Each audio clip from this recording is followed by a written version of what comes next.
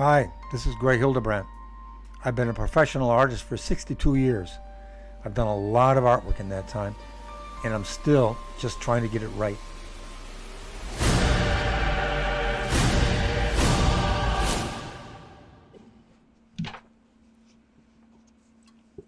Okay, do it. Hello. Greetings. Hello. How are we doing today, everyone? Very good. How you doing, man? Nice to see you again. I am doing great, and as everyone who is already starting to tune in can see, Greg and I have with us a very special guest. Aha! None other than Miss Jean Scrocco. Hello, everyone. All right. So we are in for an exciting conversation today to find out about the start of Unicorn Publishing. But first, we got to take care of some business. One, we have the ever-developing house behind you, Mr. Hildebrandt. It's almost finished. All I have to do is, here's the owners over here. They're going to be sitting on the porch with their dog. So I've got to put them in. That'll be the last of it, hopefully, because they've only seen it via the electric viewer here. So Right. once they see it live and hopefully approve it, then that'll be it. And it's Yeah, when he thinks it's done, I'm going to roll it up. I'm going to have him come over because they're probably watching this, just so you know. I'm going to roll it up. I'm going to have them drive over. I'm going to hand them the rolled canvas. Then they're going to be able to do something I never, ever do. They're going to be able to take it home and stare at it and make notes. And it's only because we love you. I hope not too many Not notes. too many notes. I hope no notes, actually. And then they get to bring it back, and then we'll send it out to be framed. Bada boom. There you go. Very cool. So we also had some more exciting news. Last week, we got the official release date for the Marvel art of the Brothers Hildebrandts, and boom, you now have your copies in hand. Aha! It's here. There it is. It's a hefty, substantial book. It took 40 years, Keith. Yeah, long time coming. The very first time I suggested to Marvel that they should do this book was in 1995. And then they filed for bankruptcy. Oh, well. So it's been on the shelf and off the shelf and on the shelf and So off the shelf. I've been pushing this and pushing this and pushing this for 40 years. So there's an interview with me. Since it got pushed off, though, they got to include some extra work that he's done in the last several years, right? Oh, yeah, absolutely. All of Greg's stuff. Actually, give me this. This has all the Marvel art that Greg and Tim did together, for sure. And all the masterpieces. All the masterpieces, all the posters. Plus X-Men 2099, the entire book. X-Men 2099 book. And then we have the whole section in the back that starts in 2007. That is after Tim passed away. And there's the 12-foot paintings that Greg did for the Montclair Art Museum show on comic art. And there's trading cards, and there's book covers. Cover art that he did. Wait a minute. I don't know if you can see that. For Treasure Island. The Treasure Island series for Marvel. So we have all of those covers. There's 6 of those. And then he did Star Wars for them. You can see covers. Star Wars covers. They repackaged their Star Wars comics, the original Star Wars comics, in 3 volumes, and I did painted covers for them. And they're in the book here. Awesome. And then all of his covers. Variants. A lot of variants. Covers that he's done for Marvel. And so it's pretty, it's kind of like includes everything up till they went to press, and that was, what, a few months ago. Well, let's see. What would be the very last thing in here? The very last thing would be 2019, the cover for Malekith. And I'm not going to show it to you. So you get to buy it. One of Walt Simon's characters. One of Walter Simon's characters, who we absolutely love, Walter. So okay, there it is. Cool. So it's there. It's available 2 different ways on the gallery. It's available just signed, or you can get it with a remark if you'd like. Greg's choice. Okay. So, next, go. When you say remark, Gene, just so for clarity's sake, what are you talking about? Okay, this particular book, give me that again.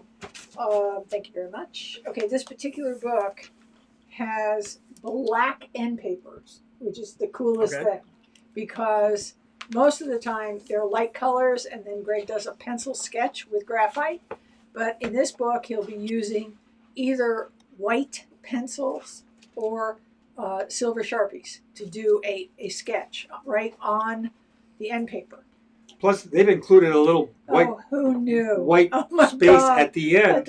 Which It's he will sign. It's a sketch box. Greg he will sign. will draw something on this page for fans that we meet at art shows. I didn't know they were doing that. So don't even think about it. He'll sign it there. Okay, in his little tiny box for a sketch. Whatever, we'll figure it out.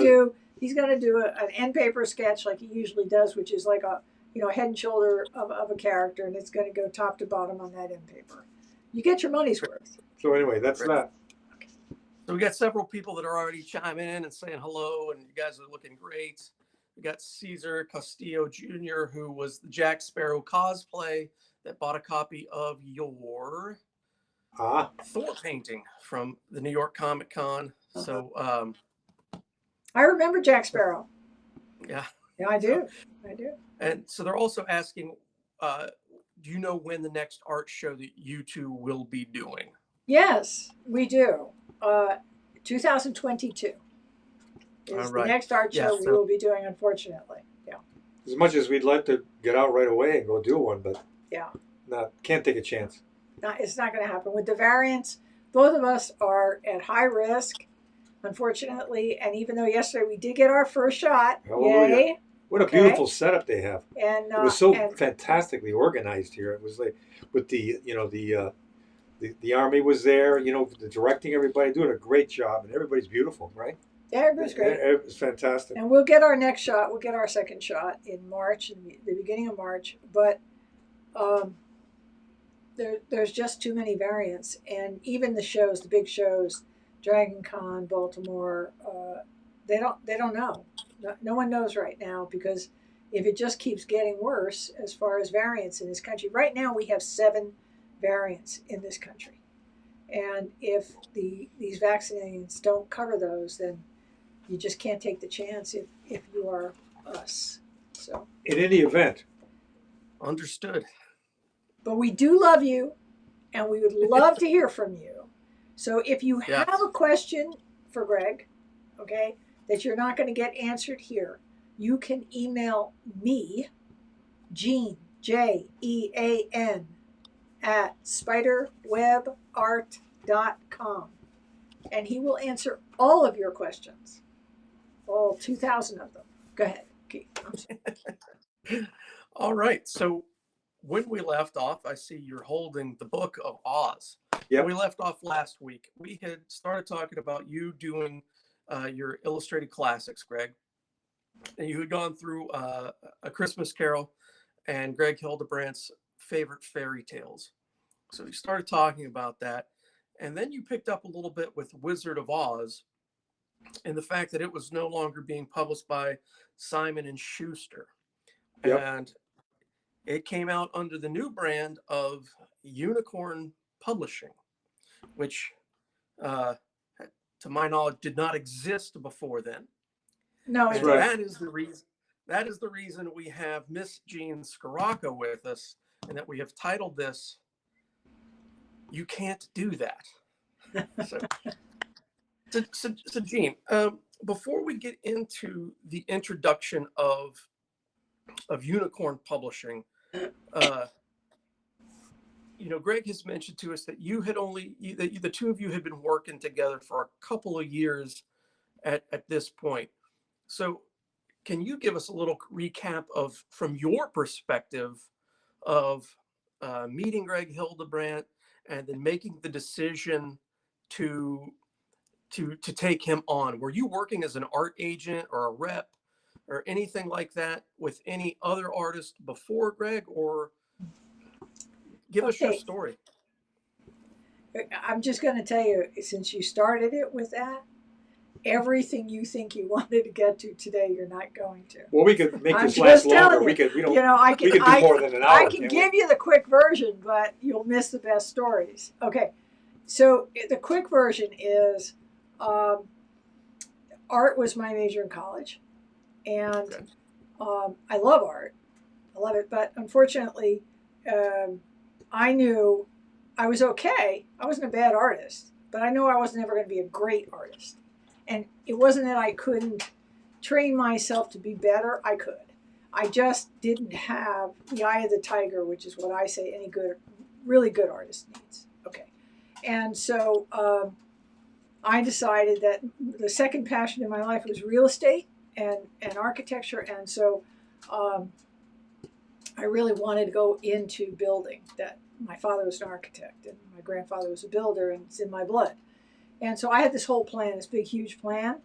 And I decided that I was going to get my realtor's license, and then I was going to get my broker's license, and I was going to get a builder's license, and I was going to build, and then I was going to renovate Victorian homes. That was the passion. And one day, my brother, who was in neurobiology, came over for a cup of coffee. Very close. I adore my brother. Sat down in my house. I was married at the time, and he said,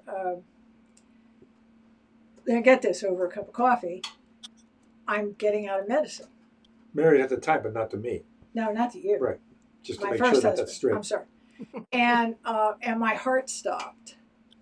Because my brother's a genius, and I adore him. And so, but I didn't say a word. I didn't make him wrong. And so I just said, "So what do you plan on doing now that you're getting out of medicine?" And he said, "I thought I would go into business with you." Which of course made absolutely no sense to me at all whatsoever, because he's a genius and I am not, and he's science and Yes, I'm you are. art. And He's a genius, you're a genius in your own respective Thank you. ways. Okay. And so I said, "What are we doing?" And he said, "Well, I really enjoy business, so I'm going to take care of the business end, and you take care of the art end, and we're going to represent artists and photographers and writers." I said, "You're out of your mind. You're out of your mind." But since I adore him, the next day we incorporated the business. We went into partnership together. And I said, "Now where do we start?" Something I had no background in at all. None. Okay. And he said, "Well, I want you to meet the Hildebrandts. They're friends of mine. They're fantasy artists. They're fabulous. They're incredible, blah, blah, blah."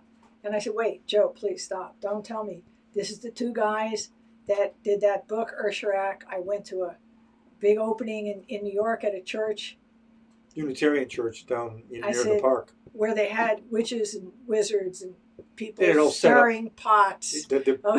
Okay. The announcement of the book, they all had it all and set I up. said, and they were both drunk. They Those were two guys.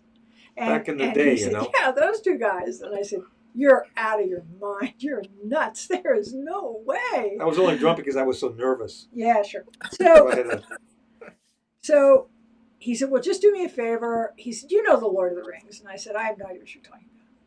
He said, "Gene, the whole world knows the Lord of the Rings." I said, "Well, I have no idea what you're talking about." He said, "Okay." He said, "Well, I'm going to take you over to Greg's studio and just talk to him." I said, "All right, fine, I will." And so we went over, and he had all these Lord of the Rings paintings all around this giant carriage house that was his studio. And I'm telling you, Keith, my heart just melted right there. And I just could not imagine that someone could paint that way. I could walk into the paintings. I could walk into them.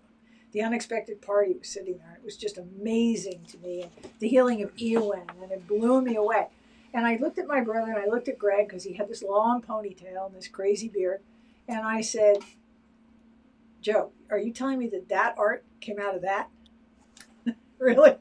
That?" He said, "Yeah." those are my Ben Gunn years. I said, I look "Okay." like, So I said, "Okay."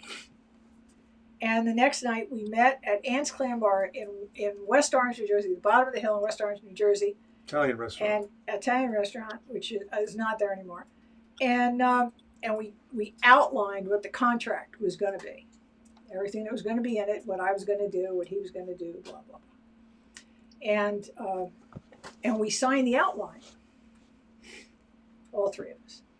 And then the next morning, I drove over to his studio, because it was only 6 minutes from my house. And I walked in, he was sitting at this big 12-foot easel. It's an enormous 12-foot easel. And I don't know what he's painting. I have no idea what he's painting. I don't remember. And he was sitting right in the middle of it, and he had his paint table with his palette of paint to the right of him. And he was going like this and dipping his paint and going like this and dipping his paint. And I walked over to his left behind him. And I just kind of looked at what he was painting. And then I stepped behind him. And I grabbed his ponytail and I cut it off. Sort of like Samson and A little Delilah. like Samson and Delilah, but not quite. And he jumped up and he went I went nuts. bonkers. What the hell are you doing? God damn Screaming it, son of a and he's bitch. throwing shit all over his Was studio. swearing like crazy, you know. And I just stood there, and he said, finally he calmed down. No, I called my, wait a minute. 10 minutes. I said, it kind of goes like, oh, it's time for a change. What the hell? You know, That- it's that- like that was pretty much like that because Not quite. it's but- like, who cares? I mean, close. really. Well, yeah.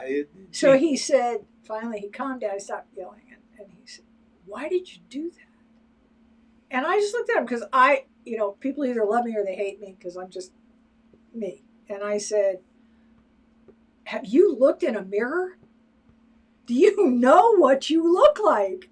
And he was like, what do you mean? I look like me. I said, no, you look like a wild bagman from New York City who's spewing religious crap. And he was like, oh. So I said, sit down, I'm giving you a haircut. And I took out my cape and my barber shears. She brought the damn scissors with her I did. with the objective of doing that, you know? That was the intention. Trimmed his beard so that he didn't look like this huge thing. And gave him a really nice haircut, which he still wears today because he hasn't gone to a barber since. The last time I was to a barber, the haircut cost 75 cents. There you go. See that? It's a long time ago. Look at And that. So you can get an agent and a barber all in one shot. there you go. Absolutely. Plus and a the next clothing. thing, the Plus- next plus thing I did She then was takes me out to a mall to buy me clothes.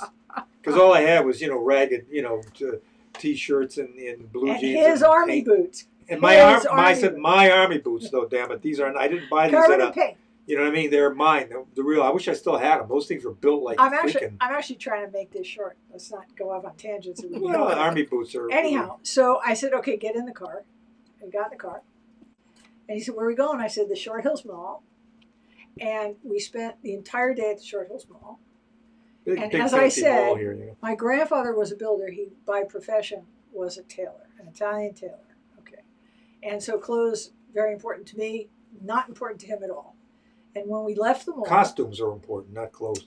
When we left the mall, he had 6 magnificent outfits. Each outfit was in, its own garment bag. Silk jackets and silk ties, gorgeous silk shirts and ballet shoes, beautiful leather belts. And each one was a completely different style, and each bag was numbered. And I took him back to his house and rang the front doorbell, and his wife answered the door, and I handed her these 6 garment bags. She said, what is that for? And I said, well, depending on the meeting I'm going to take him to, I'm going to call you the day before and tell you which bag to dress him in. Bag number 2. I said, and put him in it, and She I'll doesn't have pick to. him up. I can put my. You can I can put your put own my own pants clothes on. on, I yeah. know. And I said, but pull it out so that this is what he's wearing. And then when he gets home, if it's dirty, take it to a cleaner. If it's not, put it back in the bag so it's ready for the next So it was meeting. really cool because I didn't have to think about anything except doing the artwork. You know what I'm saying? It's like fantastic. All this stuff's taken care of, and I just could just sit there and draw and paint pictures. Because I told him it was not possible, Keith, to take him to any business meeting looking like Ben Gunn. I couldn't do it. Anyway, I mean, well, this is supposed to be talking about the establishment of Unicorn, and you started But Unicorn. he asked me how I started Hang on, We're I know, working well, with you. Everybody needs to know the details. backstory, 'cause Okay, so we started working. But you started. We didn't start. You didn't start with Unicorn yet. No. He asked me how we started Yeah, working yeah. again. Okay, so we started working the very next day after, the terror of getting new clothes and a haircut. He got over that. And we sat down and we actually started to brainstorm together because I didn't know very much about his career. I just had seen his art like literally one day. And I said to him, well, I'm not so sure that the sword and sorcery calendar market is where you want to stay. And he said, well, why not? And I said, well, how many times can you paint a dragon? How many times can you paint a guy in, chainmail with, with a sword in his hand? And so we started looking at all different options, which directions to go together. And I love the classics. Yeah, but Gene, bro, you're jumping ahead. The first things that we started working on were Krull, and you repped that. You spent 6 months getting the Dragons of Krull, it was originally called the script, for Tim and me to do the production design, and It's then true. Tim dropped we out, did do Krull and we first, yeah. split, and Yeah, then you split. Right. Gene was repping me now Yeah, I forgot that. on the Yeah. production design for the Dragons of Krull, which eventually became Krull, with Ted Mann Productions. Well, we did a couple of things together before. And then that. Perkirka Publishing. We did the Twelfth Night Before Christmas book with Golden Books. We did the Clash of the Titans. Right. Yeah, we did a bunch of things. Before that first Unicorn. year before Unicorn. Yeah, for sure. And then the first year, when you started Unicorn, the very first thing we talked about, I mentioned this, I think, last week, the very first publishing project you did was a soccer training book with Pele. Yes, it was. And then you did Women of Which Vision. I loved, and I love Pele. Then Jean did a book with Arlene Alda, Alan Alda's And wife, who was a photographer who photographed the last days of MASH, the very first, and Jean got to publish that book. Yes, I did. Arlene chose Jean to publish that book for her, and then Jean published then Women of Vision. It was a book of female photographers with Arlene in the book, and a whole bunch of all the other major female photographers. So you did these several books, and plus the book we talked about, I think the... Yes, but Greg, you lost track of something. I started the company because of you. Yeah. Okay. Because of the Wizard of Oz. Right. Because and then I was trying all those different things. I was trying to decide, Keith, did I want to do multiples in publishing, multiple areas, genres, and areas. I even tried a book on, I don't even know what you call it, called The Question of Innocence, about child abuse. So I was trying all different things, but it really actually didn't start that way. It started because after the two books that you talked about last week, the Dickens Christmas Carol book and the fairy tale book, the third book was The Wizard of Oz. And I think you touched on this last week, where I was negotiating the contract because Kate Klimo, the editor at Simon & Schuster, had moved over to Knopf. And I was negotiating it with Knopf, and it was taking forever. Okay, so hang on 1 second there, Gene. So at Simon & Schuster, you worked with one agent. Her name's Kate. No, she was an agent. She was the publisher for the children's division of Simon & Schuster. She was one of the most powerful people in the industry, Kate. Yeah. So we worked directly with her. And I knew Kate from way before. I think I told us last week, 60s. maybe, from at Platt and Monk, the children's juvenile publisher. Kate just got out of college, and she was there, and that's how I met her years before, back in, when the hell was that, in the 60s. And she was fantastic. And anyway, she was a genius. Yeah. She still is. So she moved over as publisher for Random House, for the Knopf division of Random House. And so, because we loved Kate, we went with Kate. Okay. Yeah. Any other question in that before I continue? Okay. Yeah. No. That I just wanted to get how that. Okay. Fine. That transition occurred. Okay. So I also to hang on for establishment. How old were you at this time? Like, what age range were you in? Well, that's a very good question. Let's see. I started the business. I was 27, so at that point, was 29. 29. Okay. So you were young, very young. Well, but the thing is too, use is an amazing thing, because, and I think that's the whole point of this show. When you're young and people tell you can't, you do. Especially if you're arrogant, and I'm a control freak, and I've always been. This is the day I was born, I'm sure. I kicked my way out of my mother. I'll bet that, my last dollar on that one. And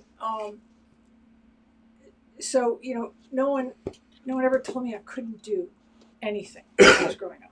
I mean, it was always the opposite. And my grandparents, my parents, you could do anything you want. You can be anything you want. You're never going to need a husband. You're never going to need a man. If you happen to want one, that's your choice. But as long as you go for what you want and you keep at it and put the work in, the time, the work, the energy, the effort, you can do whatever you want. And so, Can I just interject? I mean, I knew Joe, Jean's brother, but I mean, he was a genius. He is a genius. Wait a minute. I met Joe. He was still in college, and I met him while he was in college, and we became good friends. And then he got involved with me. We're working on Ursulac, basically handling the whole deal through the William Morris Agency. And people were telling me, what are you working with? He doesn't know anything about film, and what the hell has he got to do? I said, I instantly had that sense of the genius of Joe, that he could take on almost anything and deal with it. Because he had took my carriage house, and I bought this house, and he transformed it into this studio. And in any event, so then I met Jean, and I got that same sense about her, of being this person who was very super intelligent and bright and very fast to grab things and see and understand. So that was all there for me. So in spite of relative youth, and you could see that it would work, so you put your trust Totally. into their hands. 1,000%. You know, there was a very interesting thing. I guess. I mean, I joked that I was an arrogant kid. I wasn't really arrogant. I wasn't. But I mean, not in the true sense of the word. I was a very pushy kid. I had a million questions. For everybody I met, I had a million questions. And I would push till I got an answer. Okay? And what that taught me was that how you approach something with a person, how you speak, if you're courteous, if you listen to what they have to say and don't interrupt them, you will learn a lot. And so, because like I said, you know, I was raised that I could do anything. I never really had a sense that I couldn't. I know I could fail. Don't get me wrong. I'm not saying I'm great. I was scared to death half the time, as far as, you know, taking a chance. But I love to take a chance. That's, you know, to me, throw a carrot in front of me and let me chase it. And that's the best thing in the world. And that's what I do with the artists. So, you know, but it was very interesting because my grandfather, who was one of the great mentors of my life, told me from the time I was a child, a little kid, no one is better than someone else, and no one is lesser than someone else. Okay. And we're all the same.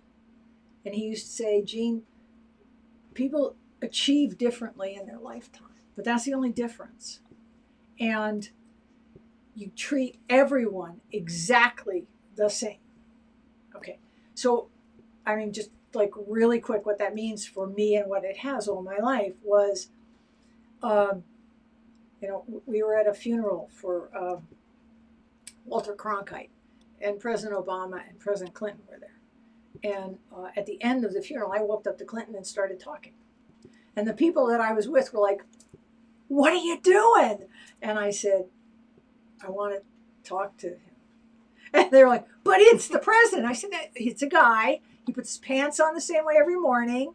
Okay, he has a cup of coffee, takes a shower, goes to, you know, that's it. That's how people are for me." So in business, starting my own business, I treated everybody that same way. No, and that's a fact. I mean, yeah, calling the president of Marvel or the owner of Marvel or the CEO or, you know, Paul Levitz or, you know, at that time, Joe Calamari, Stan Lee. I mean, I woke up Jack Kirby. You know, they're all the same to me.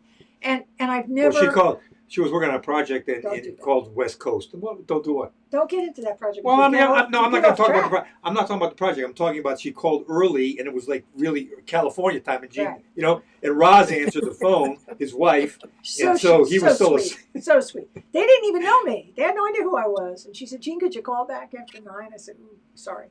Yeah, sure. But, so starting the business to me was logical. Everything was, there was a progression that you needed to do this, then you needed to do this, and if you failed here, then you need to go over here and do this. And that's how I basically look at everything in life, And so when Kate went over, to get back to the Wizard of Oz book, when Kate went over, I had no reason to believe, and this is part of the arrogance of youth, I had no reason to believe that I wasn't going to be able to negotiate the agreement that I wanted with Knopf. None. I had no trouble up until that point, even negotiating with Columbia Pictures on the Dragons of Kroll movie, and I was only 28 when I did that. So I figured, well, what the hell? But the legal department in Knopf was different than Simon & Schuster. They didn't like a lot of the things I put in the contract, and they kept sending it back. So, because I write my own agreements. And so we were in this huge conference room. Greg at this point had painted all the art for the book. I wasn't there. I didn't go to those meetings. No, he wasn't at the meeting. And there was no contract. And I was furious. I was really furious. And so we get into this conference room, and that side of the table is all lawyers level. Okay. Nothing like a little intimidation. If you know. Yeah. And this side of the table was me, and my brother here on my right, and Kate Klimo, the publisher, on my left. Okay. And so this little tiny lawyer, and I'm, stature isn't an issue, but I always did get a kick out of it because she came up to about my nose and had enough arrogance to fill the state of California, if I do say so myself.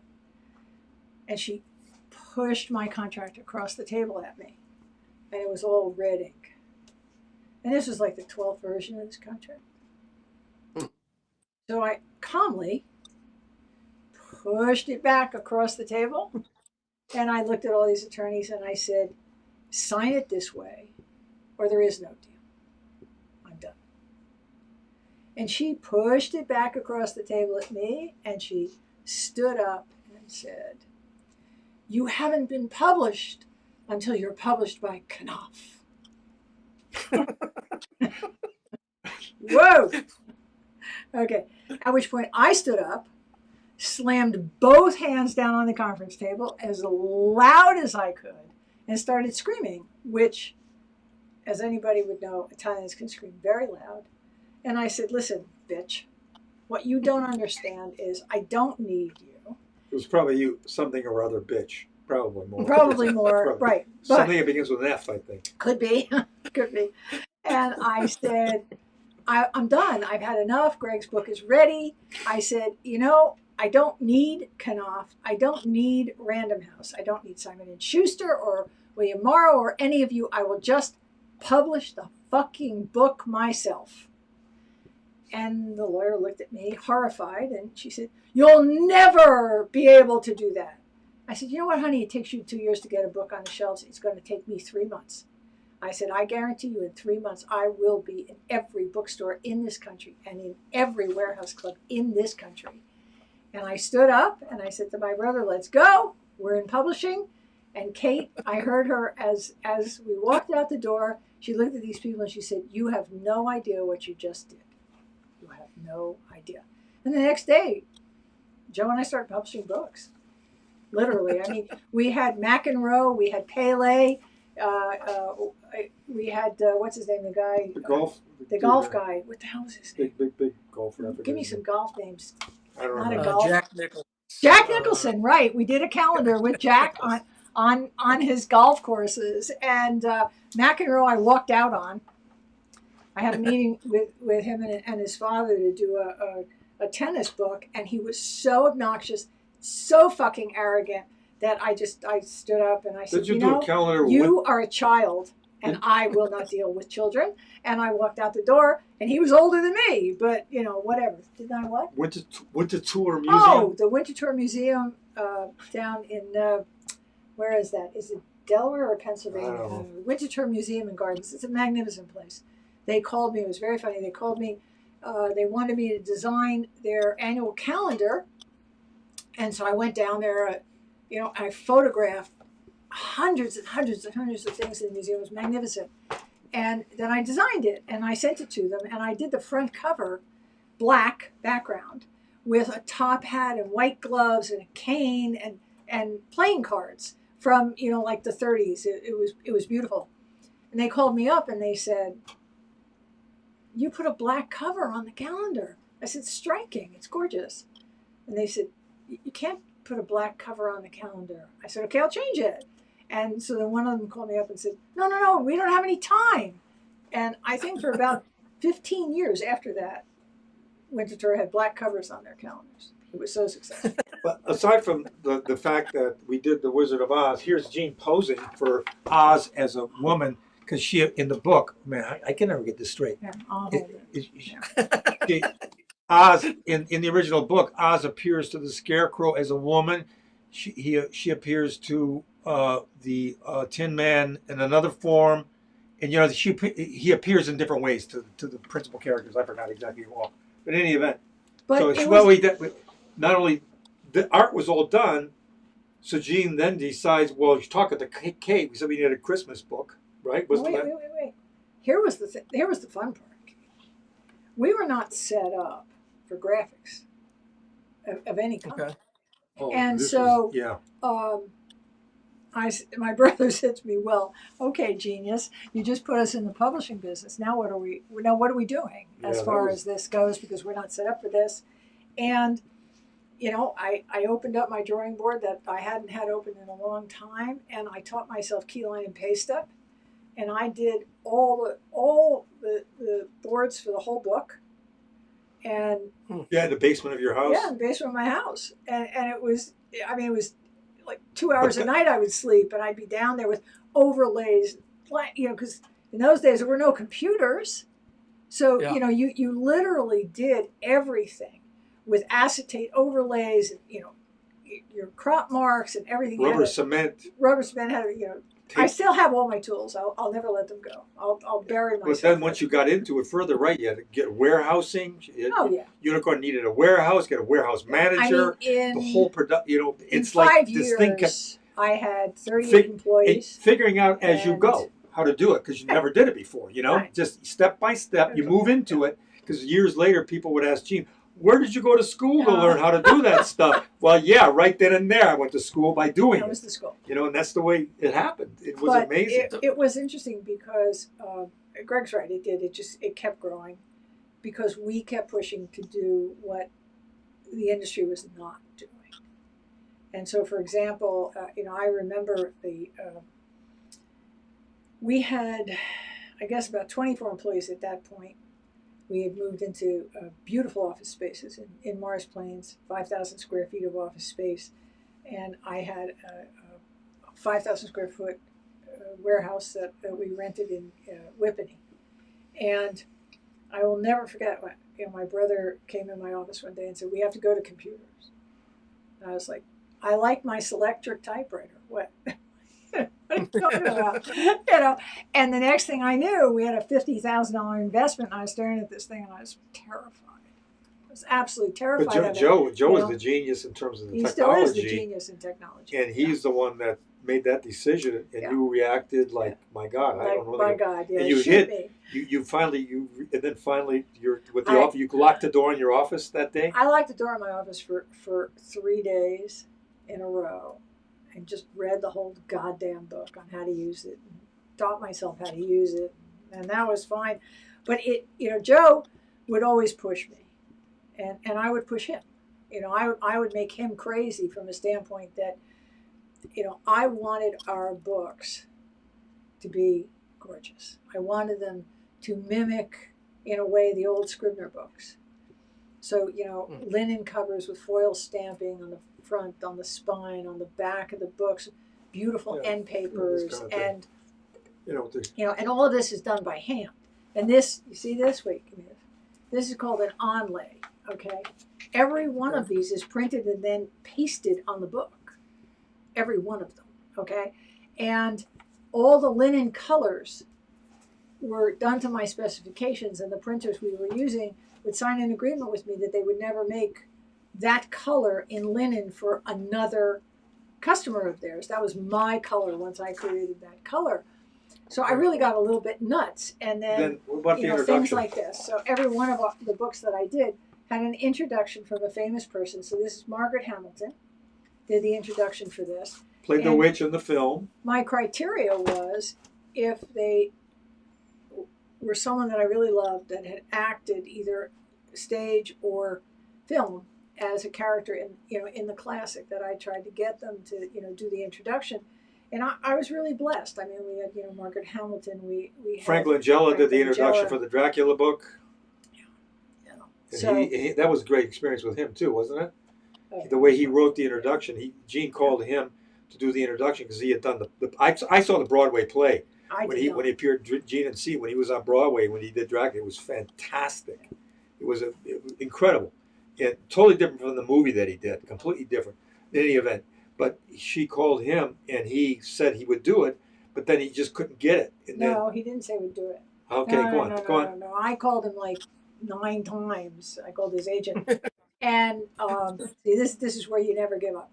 And they kept saying no, and I was too determined. And so, because I had a lot of friends in California, and I knew he was filming a movie in California, and everybody in California stayed at the Sunset Marquis Hotel in California. Well, that was in one LA. of the hotels. I know, but it was one of the big hotels that the movie stars loved to be. Yeah, that was it. So I had a friend of mine scope it out, figure it out. She called me up and she said, "Okay, Jean, he's at the Sunset." I said, "Okay." So I called and I asked for Frank Langella, and they said he's not there. And I said, "Oh crap, sure he is. I don't know what name he's under. Just put me through to his room." And so they did. And it was so funny because Frank answered the phone. And I said, "Hi, this is who I am," and blah, blah, blah. And he said, "Haven't I turned you down 9 times?" And I said, "You have." I said, "But you don't know what I do." And he said, "Well, I don't know what that means." And I said, "I tell you what, Frank, I'm going to overnight you a couple of the books I've done. And if you like what you see, you call me back. If you don't, and I don't hear from you, I will never bother you again." And so I overnighted a couple of the books we had done in linen, and he called me up the next day when he got them, and he said, "Jean, these are gorgeous." I said, "Thank you. Now will you do an introduction?"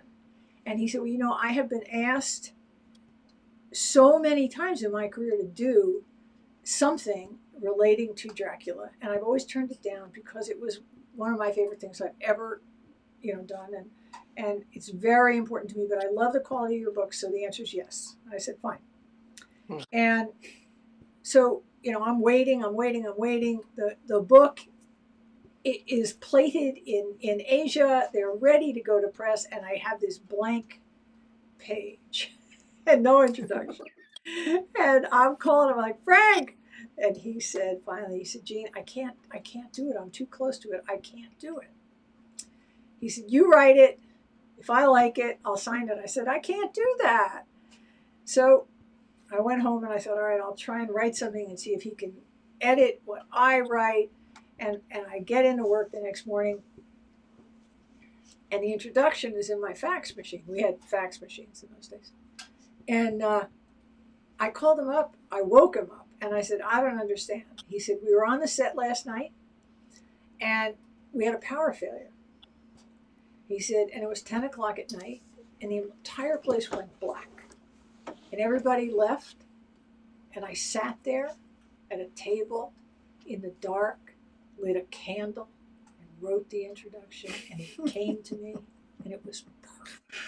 And I was like, "Oh, my heart!" So, and I want you to know that when you talk about being arrogant when you're young, when he said yes, he said, "Well, what are you going to pay me?" And I said, "Pay you? I can't afford you. Are you kidding?" And he said, "You want me to do an introduction for free?" I said, "No, I don't. I said, all I can offer you is what I can afford. And what that is I will send you a case of every book I publish for the rest of my life that I publish. He said, fine. And I did, right up until the day that I closed the company. And he got a case of every book. I don't know what he did with them. I mean, I could have used them as insulation for all I know. But Jean's done a lot. I mean, there's so much that other than the books that I've done. Like she and Joe did the Live Aid book, the Live Aid concert with that Geldof started, and all these people did in England and here. And they got the publishing in America to do the book, and so they did that book, which was phenomenal. It was phenomenal. You know, that has nothing to do with this. Well, I'm saying you've done a lot of stuff all over the place, not just. Let Keith talk. Go ahead. I want to pause there for just a second and go back because I want to hear your thoughts on this, Greg. So you've done all these illustrations for The Wizard of Oz, fully expecting them to now be published by Knopf. And you either get a phone call or a visit in which you are now informed, hey, guess what? We started a publishing company. So, fantastic. What was your thought process when you heard that? Like, I was completely 1,000% for it. Again, like I say, I know Joe, and I told you this, and Jean already, and got the sense, and I had that third eye that I could see who the hell they were, and I knew damn well they'd pull it off extremely well, and do it, and I complete 1,000% trust in it. So Keith, it was fantastic for me. One of the things I think that probably was appealing to Greg from that standpoint was the fact that he knew I would ask his opinion, not only on the design of the books, but on the color separation of his art. And that would be the first time in his career anyone would ask his opinion on color separation. And it's vitally important to me that every artist that we worked with was happy with the color separation. And a lot of times you're not going to get that. You do a job for someone and you send them the scan today, and what you get back is what you get back. Well, the thing was then too about this, Jean and I mean, we had started right off the bat with making the decision to do the Christmas Carol and then the Favorite Fairy Tales book. Like, these are all public domain books. Like, anybody could publish. Whoops! Turn off the phone. Wait a minute, Jean's doctor. She's calling. Important phone call. Important phone call. In any event, we were just able to, on our own, the two of us, sit there and pick out all these great stories that we loved, either in book form or film form, and and just say, oh, let's do this, let's do that, let's do that, and it was like that was incredible. And then, of course, I think I talked about this before. The challenge for me of facing these incredible classics that have been done so many times by other people, to be able now to do it on my own was like terrifying and thrilling at the same time, Yeah. So we got a question coming in that could lead to an interesting story from you, and maybe even a whole show on it. But John Nelligan is asking. Oh, you're back. I thought you were going to take a little bit longer. Someone asked about if we're ever going to see an Ursharak movie. No, we are not. Probably not. No, we're not. Okay, answer that question. I'm sorry, but we're not. So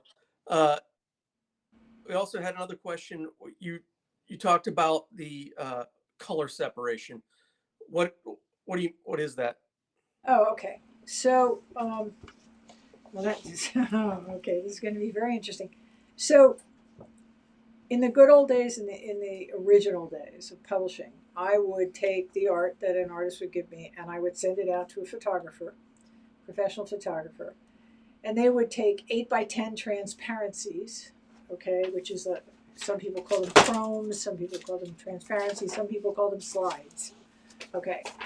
And then I would send that transparency to Dugal Color Labs in New York, okay, which they would wrap on this gigantic machine called a Hell scanner, okay, and with light on the inside of this big tube, it would scan this way and scan the entire piece of art. And then they would send it back to me on digital media, and in those days they were called SyQuest discs. And if anyone is not my age, you have no idea what I'm talking about, so it doesn't matter. And then that is what you would send to the printer. The printer would take that digital media and they would make a printer's plate from that in 4 color, usually. If you were printing a color image, it's usually done in 4 color. So the scan, the transparency, all of this is vitally important.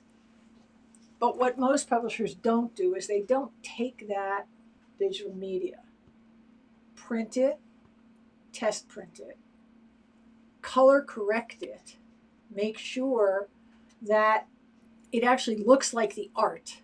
Is it too dark? Is it too red? Is it too blue? Is it too warm? Is it too cool? Okay, we do. As you know, Keith, because you have done it 100,000 times for me in all the years we have known each other. And if you don't color correct something before it's printed, it's never going to look good. And if you don't understand printing itself, whether it's a sheet-fed press or a web press, which is a giant press, okay, if you don't understand how the printing process is going to be done, you still won't get a good reproduction. And a real easy example of that is trading cards. Trading cards are printed in a way that they have very high saturation, ink saturation. And so, give me that book, 1 second. Here's, we want to talk about this picture. Okay, wait a minute. So if I put that on a trading card, all right, I don't know if you can see this, okay? The blue, Vaguely. the Yep, blue very blue. would, okay, the blue in this, if I took that scan and put it on a trading card, the blue would be a really deep royal blue, even though it has nothing to do with the painting, because the ink saturates into that paper. It's just thick, okay? But you have to know that, and you have to know not just the actual physical object that it's being printed on. You have to know the press, the kind of press it's being printed with. And you also have to know how the artist paints. Now this is a real interesting thing because I have been blessed in that I've got both ends of the spectrum because I chose to. So I've published, I paint, okay, and I represent. And because of that, I understand the printer, I understand the publisher, I understand the process, and I have sat on press. One year I sat on press for 6 weeks. And when I say sit on press, I don't mean in the green room, I mean sit on a pallet while the press is doing this and changing the ink with the pressman, and they're telling me I'm wrong and I know I'm right. And they're looking at me like, shit, how did you know that? And I'm saying, because I know how the artist paints. And they're like, oh God. Because if you know that an artist is doing an underpaint in a certain thing, the scanner sees a very, very specific color that the naked eye does not. And so what you really got to know what you're doing to get good reproduction. I'm going to go back. Back to the favorite fairy tale book. We talked about this a little bit, This is when Jean and I first started working together, and she posed for the Little Mermaid in the book.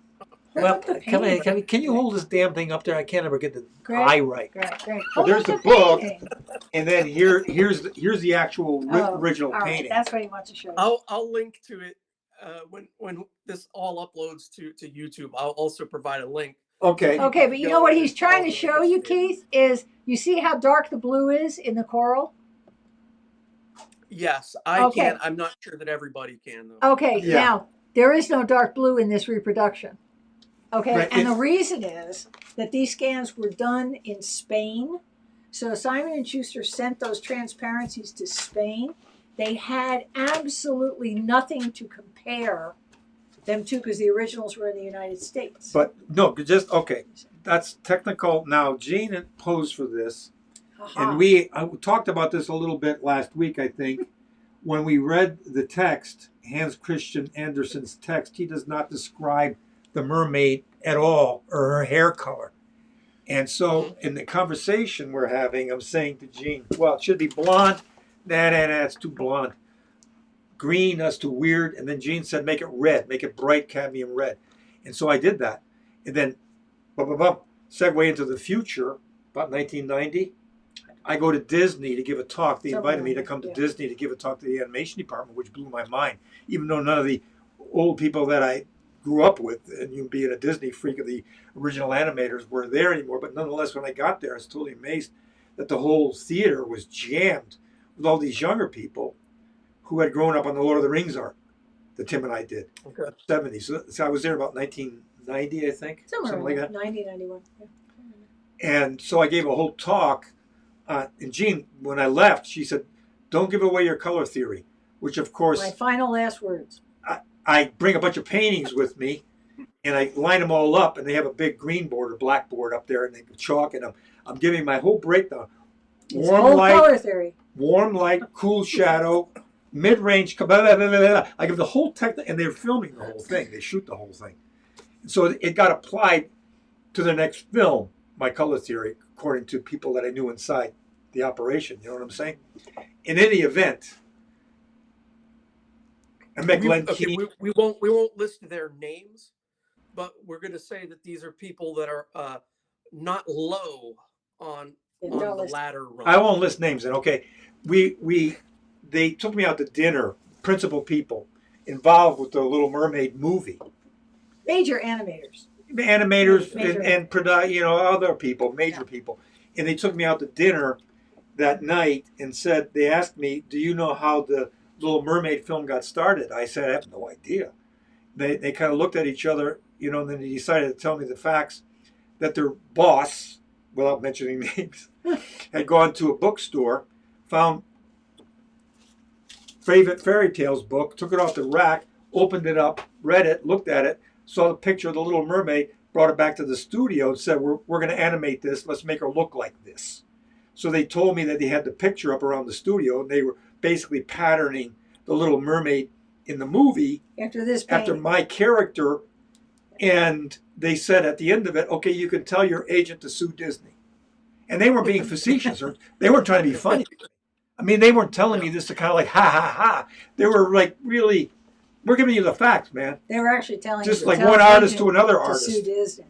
And I went back and told Jean. We came back from California, walked in my office, and said, so this is what happened. And they said, now you should sue Disney. And I looked up from my desk and I said, and you should go paint. No, I mean, I had no intention. I have no way to sue Disney. I would like to sue Disney. It's like, you know, that's a, you know, this kind of stuff happens all the time to artists, right? We all know that. And mine was minor. I mean, there have been people who have had much more important and bigger things that they personally did that was their own creation taken from them.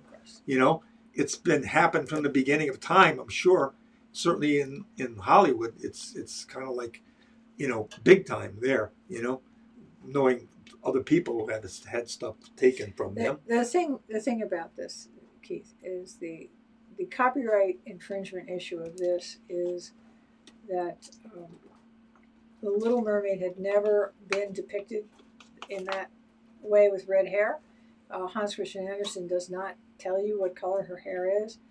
And it was many years later, after this book was published, that they decided to use that painting, okay, give her red hair, make her look like this, okay, in an animated style, and to a point where one of the big animators who actually did animate Ariel for the movie literally took a piece of animation paper and drew Ariel in that exact pose, which I will not, we have it framed here, signed it and gave it to Greg and said, see what I mean? Well, he said thank So, you for my interest in animation. you know, I mean, And they're great. It's They're upsetting. It's very upsetting. you know, it's like You know, it's, they never credited Greg. They never thanked Greg. They never gave him, you know, a credit on the screen. Nothing. A line in the credits would be. Yeah, but I mean, his work has been infringed so many times. It's not even funny. people call it paying homage. I'm paying homage to. Tell them Polite what way you of- call it. Well, I call it. You know, it's like when the people tell me that time and time again with Shrek and everything. Oh, I hope you can see the influence of your art on the film. And what are you supposed to say to that? You know, it's like it's a compliment. You're being flattered, but I call it the double F. It's like you're flattered and fucked in the same breath. There you go. You know what I'm saying? There you go. It's like Yeah. we're patting you, we're thanking you, but we're taking it from you, and somebody else is making millions, hundreds of millions of dollars, hundreds and hundreds and hundreds of millions of dollars, because the Little Mermaid, they were going to close down animation, you know, before that film. They were going to close it down over there at Disney. It was being pushed onto the back, you know, burner of like, we're going to eliminate animation, until they made that movie that totally resurrected the animation industry. That one movie. Yes. You know what I'm saying? Yeah. Yep. And it's like, you know, you had a little bit to play in that, you know, told by the main people. I mean, you know, I'm not inventing the story, you know. And, you know, you feel, well, what the hell, you know? It's like, come on. Come on. Anyhow. Where's your integrity, for Christ's sake? Oh, God, don't start me. Don't start me. It's like, it's one thing, you know, I mean, we're all influenced by other people's work. I have been since I was a kid, influenced by zillions of artists' work. I purposefully have stayed away from copying it.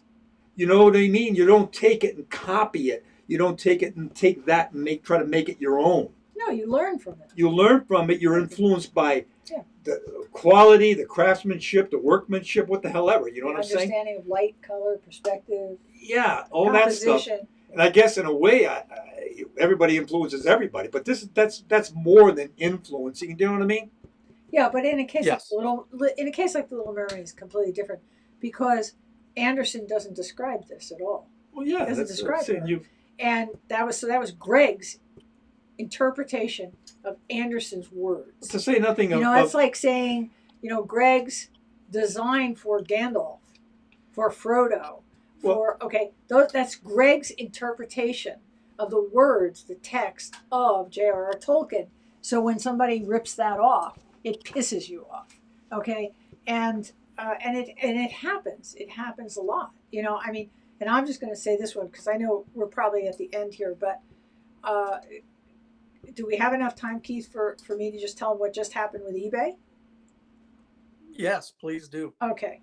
So for anybody who's listening to this or whatever, if you're an artist, a week ago, a customer of mine sent me a link to 2 different eBay auctions, and it was a guy who he actually had what he said were oil paintings that were 60-inch tall oil paintings that were almost exact reproductions of two of Greg's pinups, the Yellow Rose of Texas and the was it Saturday Night Special. And he sent me these links. He said, Jean, what the hell is this? And I said, I don't know. And so I looked up the guy, and the first thing that was interesting was he actually came up online as a forger. That was the first thing. Son of a bitch. Okay. So I studied them, and he had it listed that he had painted these after Greg Hildebrandt. Okay, which is a crock of shit. Okay. So there is, in my opinion, you don't copy somebody's art and say it's just after them. You don't get to do that. Okay. So I put in Vero forms, which is the copyright infringement, into eBay immediately on both of them. And for a couple of days, they didn't get back to me, which was really annoying me. So these things were up there because not only did I know that they weren't originals, I took his images from eBay and I overlaid them in Photoshop of Greg's paintings. So all he did actually was he bought calendars with Greg's pinups. He scanned them at a very high resolution. He had them printed on 60-inch canvas, okay, at one of these, cheap canvas making places. And then he took his oil paint and he tried to make some changes so that it looked like he painted them himself. Okay.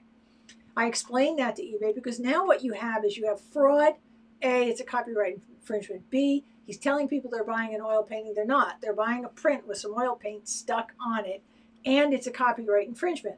So yesterday, late last night, eBay took down both of the auctions. This man this morning sent me an email through eBay cursing at me, calling me a son of a bitch and a hypocrite and this and that and da. And he said, the Hildebrandts, they painted this Kirby, painting, blah, blah, blah. And, so why is it any different they did that and I did this and, and you're a hypocrite and you're a son of a bitch. And so I very calmly sent him back an email and I said, the Kirby painting was a job. It was a job for a book that was in honor of Kirby's life that was authorized by his wife. I said, there is no copyright infringement. I said, not one artist that I represent now or in the past has ever infringed a copyright of someone else. I said, if you have the ability to paint, why don't you try painting your own shit? So it's constant, it's never ending copyright infringement. I spend 20% of every year for the last 41 years stopping it. It's that simple. Well, I mean, there's so many forgeries, It's horrible. classic painters, right? Vermeer, that great story in the past from the Vermeer forger and everything. It's like crazy, the history of it. I don't know. What gets me about these guys is that when you look at a lot of forgery, so-called forged art, or I guess real forged art, they can damn well paint. How come they don't paint their own thing? Paint your own shit. It's like, it blows my mind. Why would you go through all this effort to copy somebody else when you obviously have the ability to draw and paint? Don't draw and paint your own thing, for Christ's sake. Why? It's like, where is that space in their heads that allows them to do that? I don't get it. I really don't get it. It's really weird. It's just a kind of a very strange conversation. So Anyway. That's where we are. So can't hear you. Oh, you muted. You muted the transmission, it says. You muted yourself. It says guest has muted. can you hear us? That means. Can you hear us? We can't hear you. Can't hear you. There's a little thing that says guest has muted transmission themselves. Who's the guest? Is that us? All right, wait a minute.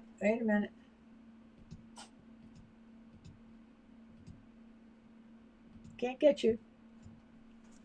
Oh, well. So, Keith, since they can't hear you because I can't hear you, I'm going to say goodnight for everybody here. I don't know, Alexandra? Let's see. Oh, God. I can't even read these. They're like tall and skinny, these questions. So I'm sorry, people. I can't read your questions. It was a joy to be here tonight, really. What? I don't know, Keith. I don't know what you want to say. So anyhow, I'm going to sign off. We're going to say goodbye. I will be back again someday, I'm sure. And 2X2L calling CQ. 2X2L calling CQ. Is there anybody there? Is there anybody there? Okay, stop. And as I believe Keith ends these, usually if you are enjoying these Thursday afternoon jaunts through our life, please like us or join us on Facebook and Instagram and Twitter and wherever. We have 7 Facebook pages, so you're going to find us somewhere, I'm sure. And YouTube, tell your friends. Watch all our other videos. We have lots of those that you can see. You can watch him paint, which he will be doing on Thursday nights very soon in the future. He will be painting and sketching and doing blackboards, and as we kind of navigate our way through how much equipment we need to show you as much as we would like to show you. So thank you very much for joining us. Thank you. Thank you, Keith. Thank you, Keith. Thank everybody out there. Bye, everyone. Good night and good luck. And good luck, right. Okay. And finish. And